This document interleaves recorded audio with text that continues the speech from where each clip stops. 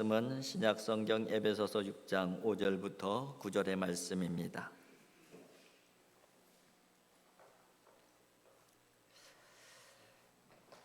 종들아 두려워하고 떨며 성실한 마음으로 육체의 상전에게 순종하기를 그리스도께 하듯 하라.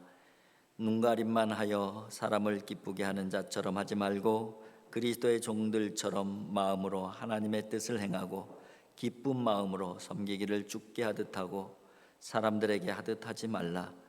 이는 각 사람이 무슨 선을 행하든지 종이나 자유인이나 주께로부터 그대로 받을 줄을 알미라.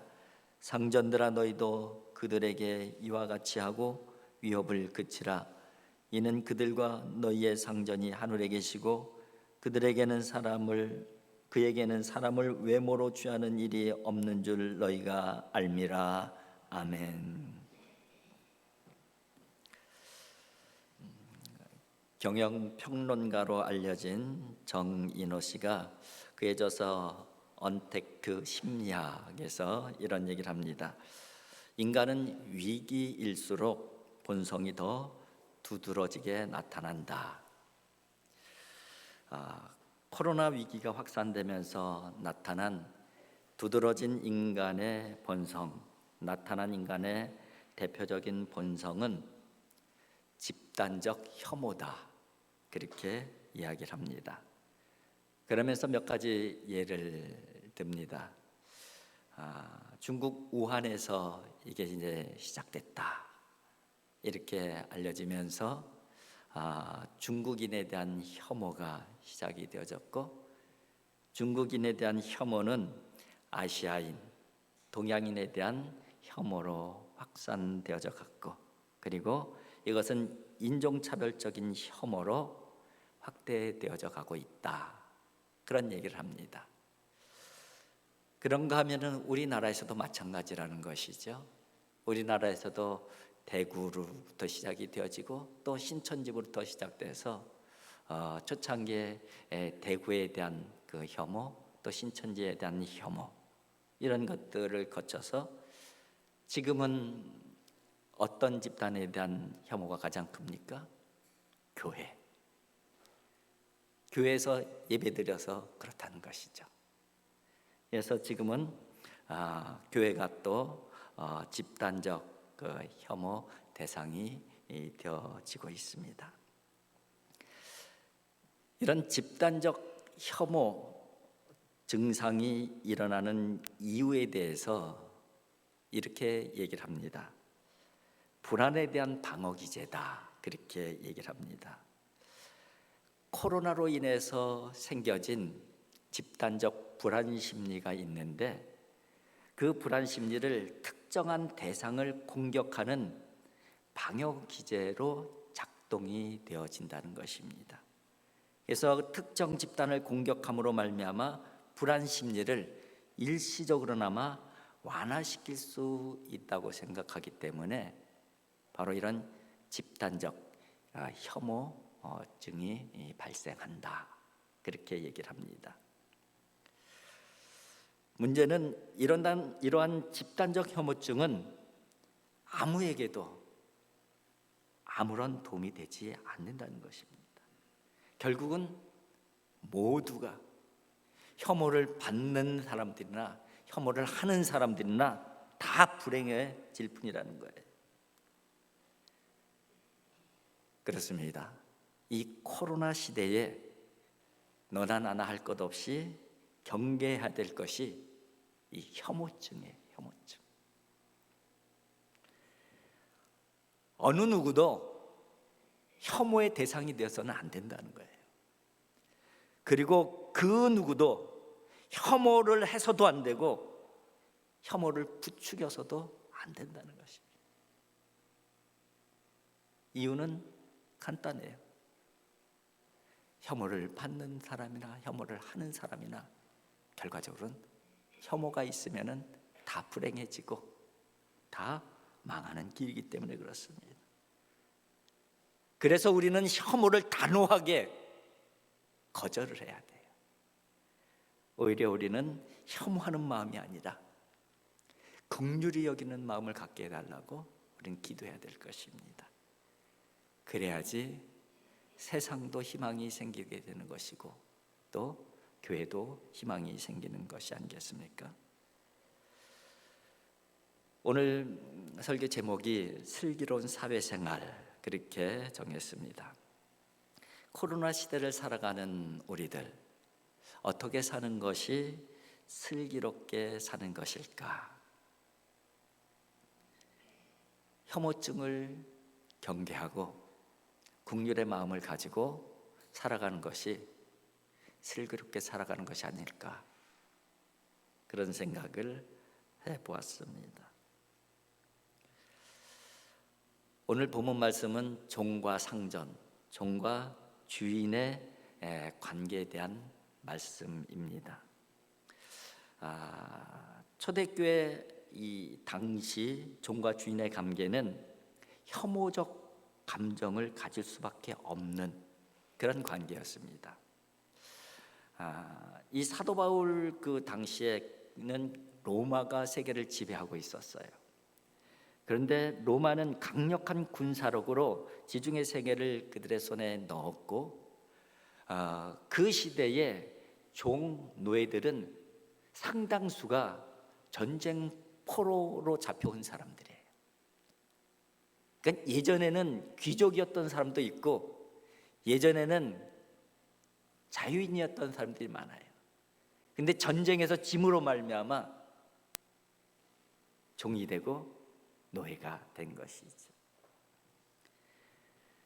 그런 배경 가운데 있기 때문에 종과 주인이라는 이 관계 자체가 서로 좋은 감정을 갖기 어려운 계층 간의 이 관계이지만은, 더더군다나 전쟁 포로였다고 하면은 더욱 종의 입장에서는 억울한 마음, 적대적인 마음이 내재되어 있을 것이고, 주인의 입장에서는 물건 사듯이 사들인 그런 종이고 노예이기 때문에 그들을 무시하고 멸시하고 막대하고 위협적으로 다루고 사람 대접하고 물건 대접하는 것은 어떻게 보면은 자연스러운 모습이었던 것이죠.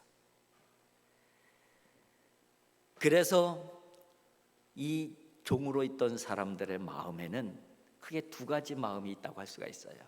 하나는 주인에 대한 두려운 마음,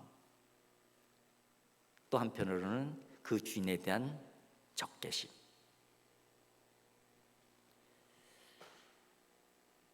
이런 감정이 사도 바울이 에베소서를 쓸 당시에 종과 주인이 가지고 있던 심리적 상태, 감정의 내용이라고 할 수가 있습니다. 그런데 그때 기독교 복음이 확산이 되어지면서 종의 신분에 있었던 사람들이 복음을 받아들이고 교회에 들어오게 된 거예요. 상당수가 종, 노예에 있었던 천민계층이었다. 그런데 그런 계층의 분들만 그 교인이 된 것이 아니라 주인의 위치, 주인의 신분에 있었던 사람도 복음을 받아들이고 교회의 교인이 된 사람들이 있었죠. 그러니까 바깥에서는 도저히 한 자리 함께 할 수 없었던 그 사람들이 교회 안에서 한 자리에 모인 거예요.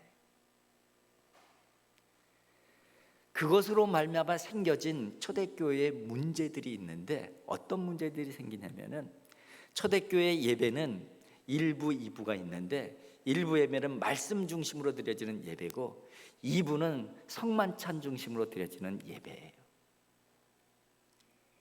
그런데 1부 예배 때는 상관이 없는데 2부 예배 때 성만찬 중심으로 드려진 예배, 지금으로 말하면, 우리로 말하면 애찬이에요. 서로 음식을 나누고 음료를 나누면서 교제하는 시간인 것이죠. 그런데 주인의 신분을 가지고 있던 사람들이 맛있는 그 음식들을 많이 싸갖고 와서 끼리끼리 자기들끼리만 열심히 먹는 거예요. 그러다 보니까는 종의 위치에 있던 사람들 또는 가난한 평민들 부끄러운 모습으로 배고프게 그렇게 집으로 돌아가는 경우가 허다했던 것이죠. 그것이 교회의 하나의 중요한 문제가 되었던 거예요. 그래서 그 부분을 사도 바울이 고린도전서 11장 성만찬에 대한 말씀을 할 때 그 부분을 지적을 해요. 그 부분 지적하는 부분들을 제가 한번 읽어드릴게요. 고린도전서 11장 20절부터 22절까지입니다. 그런즉 너희가 함께 모여서 주의 만찬을 먹을 수 없으니 이는 먹을 때에 각각 자기의 만찬을 먼저 갖다 먹음으로 어떤 사람은 시장하고 어떤 사람은 취함이라. 너희가 먹고 마실 집이 없느냐? 너희가 하나님의 교회를 업신여기고 궁핍한 자들을 부끄럽게 하느니라. 먹을 거 갖고 갖고선 자기들끼리만 먹고 실컷 취하는 사람이 있는가 하면은 시장에서 배고픈 상태로 부끄러운 모습으로 돌아가는 사람들도 있었다는 거예요. 이 모습은 성만찬의 본래의 의미를 잃어버린 모습이다. 주님께서 원하시는 모습이 아니다. 그거를 지적하고 있는 거예요. 예배 중에도 교회 안에서도 이런 부작용이 종과 주인 그 관계 때문에 생겨졌는데, 바깥으로 나가서 일상생활에서는 이 두 관계가 건강한 관계, 좋은 관계를 갖는다는 것이 불가능에 가까운 것이죠. 이런 맥락에서 오늘 본문은 신앙의 실천 부분, 종과 주인의 관계를 다루고 있는 거예요. 생각해 보면은 종과 주인의 문제는 바울 시대만의 문제는 아닌 것 같습니다. 어느 시대나 양태는 다르지만은 종의 위치에 있는 사람이 있는가 하면은 주인의 위치에 있는 사람도 있고, 종의 기능을 하는 사람이 있는가 하면은 주인의 기능을 하는 사람이 어느 시대나 있어요. 오늘날의 시대에는 그것을 갑과 을로 표현하기도 하지 않습니까? 갑의 위치에 있는 사람이 있고 을의 위치에 있는 사람이 있는 것이죠. 한번 생각해 볼까요? 한 회사가 있으면은 사장님이 있고 종업원이 있고, 갑과 을의 관계이고 기능적으로는 주인이고 종의 기능이라고 할 수가 있습니다. 고객과 직원, 갑과 을의 관계가 되어질 수도 있잖아요. 기업과 노조도 그렇고, 본사와 하청업체도 그렇고, 심지어는 부부관계, 남편과 아내, 아내와 남편 관계도 갑과 을의 그 관계가 되어져서 아주 피 터지게 싸우는 경우도 얼마나 많이 있습니다. 부모와 자식 간의 문제도 마찬가지고, 선생님과 학생의 관계도 그렇고, 학생 물론이거니와 학부모들과 교사의 문제도 그렇고, 갑과 을의 관계가 되어서 서로 잘했느니 못했느니 갈등과 싸움을 하는 경우가 우리 시대에도 많이 있잖아요. 이 갑과 을의 관계를 바르게 설정하지 않게 되면은 모든 대상들이 싸워서 이겨내야 되는 대상이 되어지는 것이고, 극복해내야 되는 대상이 되어지는 것이고, 또 더 나아가서는 미움의 대상이 되어지기도 하고, 더 나아가서는 혐오와 증오의 대상이 되어지기도 하는 것이죠. 오늘 본문은 그 부분에 대해서 말씀을 하는 거예요. 혐오의 관계가 되어질 수 있는 그 관계, 서로 미움의 관계가 되어질 수도 있는 그 관계, 서로 싸우고 지지고 볶고 그래서 이겨내야만 하는 그런 대상으로 보여지는 관계, 이게 바로 세상의 모습인데, 그 세상 가운데 살아가는 우리 그리스도인들은 어떻게 지혜롭게 슬기롭게 믿음으로 살아갈 것인가? 그 부분에 대해서 말씀하고 있는 것이죠. 한 걸음 더 나간다면은 리더와 팔로워의 관계라고 볼 수도 있는 거예요. 리더는 제대로 된 리더십이 있어야 되고, 팔로워는 또 제대로 된 팔로워십이 있을 때에 건강한 관계가 되어지잖아요. 근데 이 부분이 서로 적대 관계가 되어지고, 미움의 관계가 되어지고, 혐오의 관계가 되어진다면은 다 같이 망하는 것이죠. 다 같이 망하는. 오늘 이 관계가 건강한 관계, 아름다운 관계가 되기 위해서 필요한 요소가 무엇인가 하는 부분들을 말씀을 하고 있습니다. 그 첫 번째가 종에게 주시는 말씀입니다. 그 말씀 가운데 대표적인 구절이 7절인데 7절에 이렇게 돼 있어요. 기쁜 마음으로 섬기기를 주께 하듯 하고 사람에게 하듯 하지 말라. 기쁜 마음으로 하라. 일을 할 때에 기쁜 마음으로 하라. 사실은 종의 입장에서는 기쁜 마음으로 하기가 어려워요. 왜냐하면 이게 내 일이 아니에요. 주인의 일이에요. 근데 주인이 꼴보기 싫어. 꼴보기 싫은 사람, 그 사람의 일을 한다는 것이 즐거울 리가 있겠습니까? 억지로 하는 것이죠. 억지로 하는 거예요. 그런데 기쁜 마음으로 하라.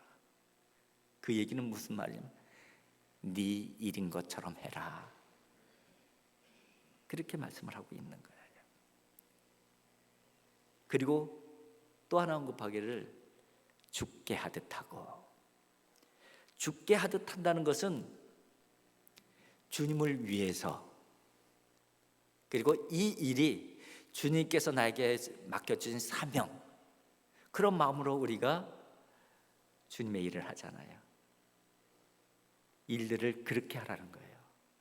내게 맡겨진 일들이 내 배 채우려고 하는 것이 아니라 정말 주님께 주님의 일을 하듯이 그런 마음을 하라는 것이죠.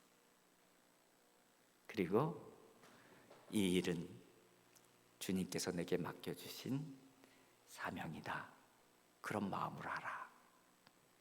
그렇게 종들에게 권고를 하고 있습니다. 그 다음에 두 번째는 주인들에게 말씀하기를, 주인들에게는 사실은 더 강력하게 말씀하셔요. 한 구절이지만은 훨씬 더 강력하게 말씀을 하셔요. 9절에 이렇게 되어 있습니다. 상전들아, 너희도 그들에게 이와 같이 하고. 주인인 너희들도 저 종들이 너희들에게 그렇게 하듯이 죽게 하듯 한 것처럼 너희들도 너희 종들을 그렇게 대해줘라. 주님을 대하듯이 너희 종들을 대해줘라. 그리고 거기에다가 하나 더 덧붙입니다. 뭐라고 덧붙이냐면 위협을 그치라. 내게 힘이 있어요. 그리고 상대방이 하는 일이 못마땅해, 미워. 그러면 내가 할 수 있는 일이 뭘까요? 위협하는 일이에요. 왜 그것밖에 못해? 가만 안 둘 거야. 내게 힘이 있고 상대방이 마음에 안 들면은 가장 대표적으로 나타나는 모습이 위협하는 모습이에요. 힘이 있는 주인들에게 가장 잘 나타나는 천박한 리더십이죠. 그거 그치라는 거예요. 그거 그치라는 거예요. 그리고 또 하나를 언급을 하는데, 이거는 모든 관계에 모든 대상에게 공통적으로 나타나는 부분인데 주님과 연결을 시키고 있어요. 주님 안에서 죽게 하듯. 한번 볼까요? 아내와 남편의 관계에 있어서 아내에게는 이렇게 말씀하셨잖아요. 아내들이여, 자기 남편에게 복종하기를 죽게 하듯하라. 주님하고 연결이 되어져 있죠. 남편들에게는 이렇게 말씀하셔요. 5장 25절에 남편들아 아내 사랑하기를 그리스도께서 교회를 사랑하시고 그 교회를 위하여 자신을 주신같이 하라. 그리스도께서 하신 것처럼 하라. 예수 그리스도하고 연결을 시키고 있어요. 자녀와 부모 관계도 마찬가지예요. 자녀들에게는 이렇게 말씀합니다. 6장 1절에 자녀들아 주 안에서 너희 부모에게 순종하라. 이것이 옳으니라. 주 안에서 주님하고 연결을 시키고 있죠. 부모님들에게는 이렇게 말씀하시죠. 4절에 아비들아 너희 자녀를 노엽게 하지 말고 오직 주의 교훈과 훈계로 양육하라. 뭐로 양육하라고요? 주의 교훈과 훈계로 양육하라. 주님하고 연결을 시키고 있어요. 그리고 오늘 본문에 와서 주인과 종의 문제도 마찬가지입니다. 종들에게 5절에 보면 종들아 두려워하고 떨며 성실한 마음으로 육체 상전에게 순종하기를 그리스도께 하듯 하라. 그리스도하고 연결을 시키고 있잖아요. 상전들에게도 마찬가지잖아요. 읽어드린 9절 상전들아 너희도 그들에게 이와 같이 하고 위협을 그치라. 이는 그들과 너희의 상전이 하늘에 계시고 그들의 상전도 너희의 상전도 하늘에 계신 주님이시다. 주님하고 연결을 시키고 있어요. 아내가 복종하는 것도 남편이 사랑하는 것도 자녀들이 순종하는 것도 부모들이 잘 양육하는 것도 종들이 주인에게 순종하는 것 주인이 종들을 잘 섬겨주는 것 이 모든 것들이 사람의 힘으로는 불가능한 일들이라는 거예요. 주님과 연결될 때만 가능하다는 거예요. 주님 안에서만 가능한 일이라는 거예요. 주님의 마음으로 할 때만 가능하다는 거예요. 주님께 한다는 마음으로 할 때만 가능한 일들이라는 것을 말씀하고 있는 것입니다.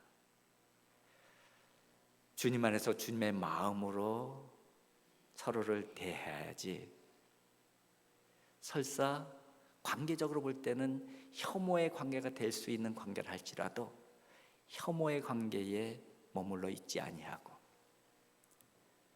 섬기고 또 화목하고 사랑하는 관계가 되어질 수 있다는 거예요.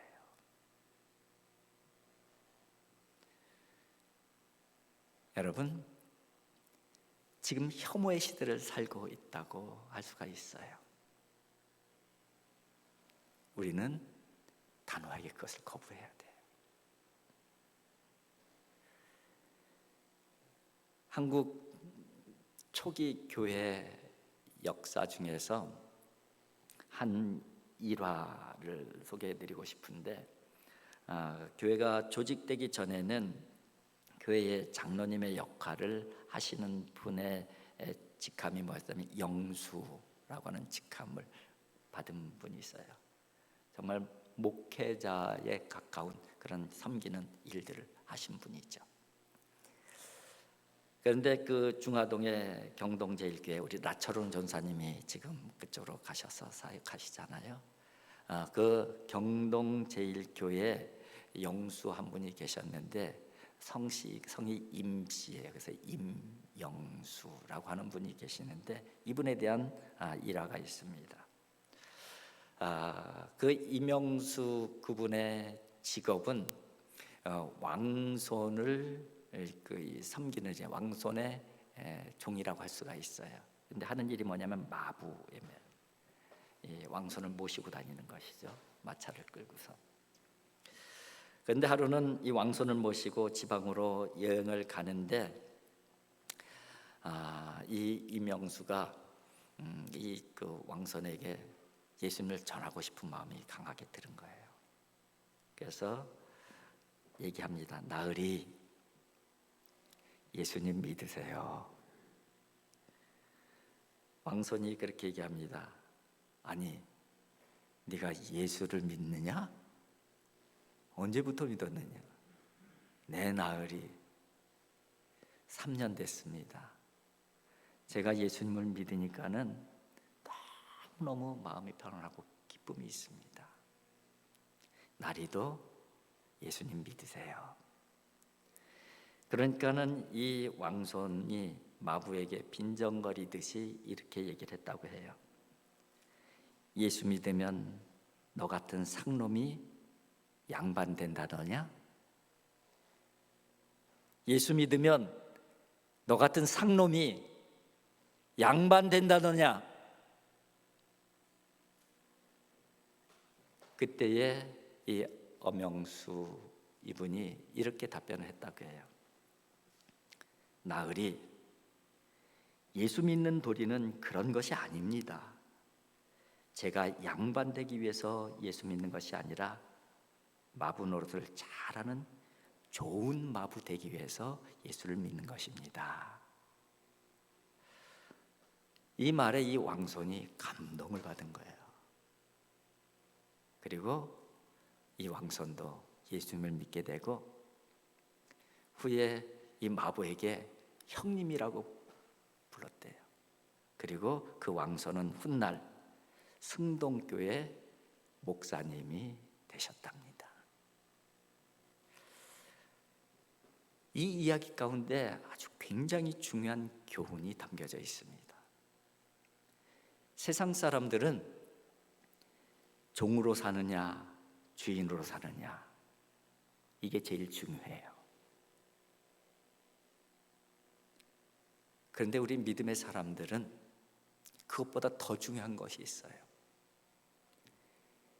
좋은 종으로 사느냐 좋은 주인으로 사느냐. 종이 되느냐 주인이 되느냐 이것도 물론 중요하지만은 우리에게는 더 중요한 가치가 있다는 거예요. 설사 종으로 살더라도 좋은 종으로 살아야 된다는 거예요. 또 하나님의 은혜로 주인의 위치에서 산다 할지라도 좋은 주인으로 사는 것이 중요한 것이죠.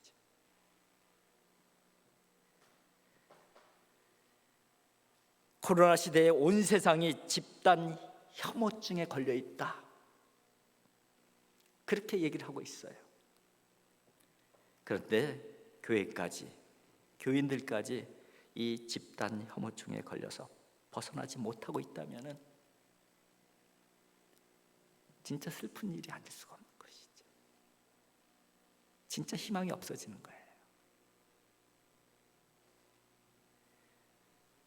여러분, 마부로 살든 왕손으로 살든 종으로 살든 주인으로 살든 갑으로 살든 을로 살든 그것도 중요하긴 중요하지만 우리에게는 더 중요한 것이 있어요. 좋은 마부로 사는 것, 좋은 왕손으로 사는 것, 좋은 을로 사는 것, 좋은 갑으로 사는 것, 이게 훨씬 중요하다는 것이죠.